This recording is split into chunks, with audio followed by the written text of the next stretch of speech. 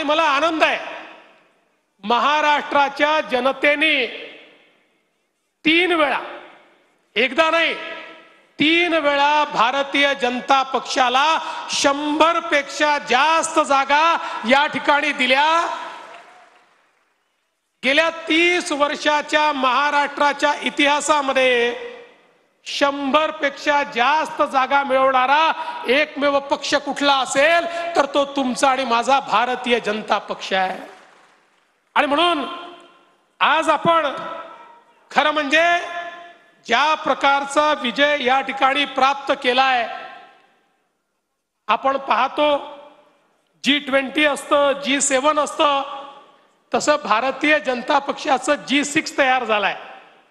म्हणजे जे लगातार 3 वेळा जिंकले त्या राज्यांच्या म्हणजे गुजरात, मध्य प्रदेश, गोवा, छत्तीसगड आणि हरियाणा यांच्यासोबत आता महाराष्ट्र देखील जुडलेला आहे, ज्यांनी 3ऱ्यांदा जिंकण्याची हॅट्रिक ही या ठिकाणी केलेली आहे। आणि म्हणून खरं तर आज आपण सगळ्यांनी बघितलं की ज्या प्रकारचा हा विजय लोकसभेच्या निवडणुकीमध्ये 48 पैकी 17 जागा आपल्या निवडून आल्या, म्हणजे जेमतेम 35% मार्क घेऊन काठावर आपण पास झालो होतो, पण मनातनं मात्र नापास होतो। पण कुठेतरी त्यानंतर ज्या प्रकारचे प्रयत्न आपण केले, माननीय मोदीजींच्या नेतृत्वामध्ये ज्या प्रकारचा विश्वास आपण तयार केला, 288 पैकी 237 जागा जिंकून महाराष्ट्रातला इतिहास आपण तयार केला, 82% गुण मिळवले आणि भाजपने तर 89% गुण मिळवले।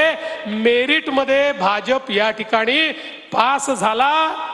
आणि आपण सगळ्यांनी बघितलं इतका मोठा विजय आजपर्यंतच्या महाराष्ट्राच्या इतिहासामध्ये, महाराष्ट्राच्या निर्मितीनंतर सर्वात जास्त एखाद्या रुलिंग पार्टीला मिळालेल्या जागा या 222 होत्या, त्याचाही रेकॉर्ड तोडून 237 जागा आपल्याला मिळाल्या। मला असं वाटतं खूप मोठ्या प्रमाणात मिळालेला हा आपला विजय आहे।